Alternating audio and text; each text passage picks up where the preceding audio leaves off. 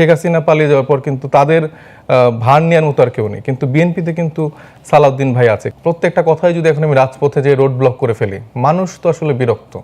মানে মানুষের জীবনযাত্রা তো আসলে সারাদিন যদি প্রতিদিন 2 দিন পর পর আসলে এই মানে আন্দোলন হয় বা এই সংগ্রাম এইরকম করে রাস্তা ব্লক করে কোনো কিছু হয়, কিন্তু সেটা তো আলটিমেটলি সেখানে হচ্ছে না। এবং একজনকে নিয়ে আমি খুব মানে আমি হিংসাও করি, একজনকে নিয়ে আমার খুব ভালো লাগে, সালাউদ্দিন ভাই। মানে তার যে কোয়ালিটি এবং তিনি যে দারুণভাবে আসলে এতগুলো জায়গা সামলাচ্ছেন, মানে তিনি প্রধানমন্ত্রীর জায়গাও কিছুটা সামলাচ্ছেন, তিনি আইনমন্ত্রীর জায়গাটাও কিছু সামলাচ্ছেন।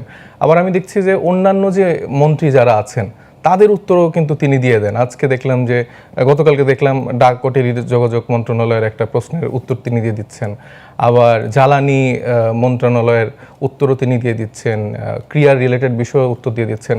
তো মাঝে মাঝে আমি খুব অবাক হই, আবার হিংসা হয় যে একটা মানুষের মধ্যে এত গুণ, এবং আবার মাঝে মধ্যে আবার খুব আশাও জাগে যে আসলে বিএনপির মধ্যে পরিবারের বাইরে হয়তো নতুন একজনকে তৈরি করতে পেরেছে। যেমন শেখ হাসিনা পালিয়ে যাওয়ার পর কিন্তু তাদের ভার নেওয়ার মতো আর কেউ নেই, কিন্তু বিএনপিতে কিন্তু সালাউদ্দিন ভাই আছে। কিন্তু আনফর্চুনেটলি তার যেই মন্ত্রণালয়, স্বরাষ্ট্র মন্ত্রণালয়, সেই দিকে কিন্তু তার আমার মনে হয় না খুব বেশি নজর আছে।